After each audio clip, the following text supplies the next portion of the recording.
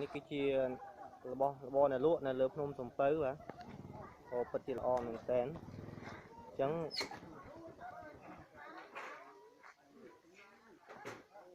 គួរចង់ទិញមែនអូកពើអានៅលើភ្នំសំពៅនៅក្នុងស្រុកខ្មែរបាទ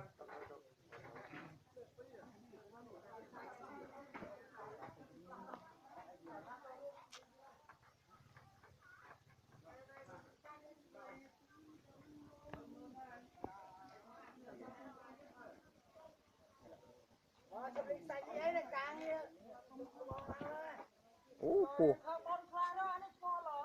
អូពោះហូលប្រមួងក៏មានលក់ដែរកម្មាមិនកម្មាអានេះហៅចង្កៃ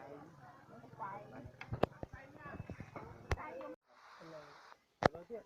លើណាអូមានក៏អាងទៀត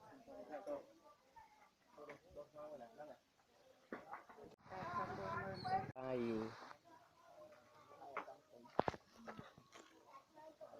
អមនឹងលក់ដែរទេអមនៅនោះអូនហើយឥឡូវមិនទៅមានគ្នាទេមុនគាត់ឥឡូវយ៉ាប់ខ្ញុំទៅបង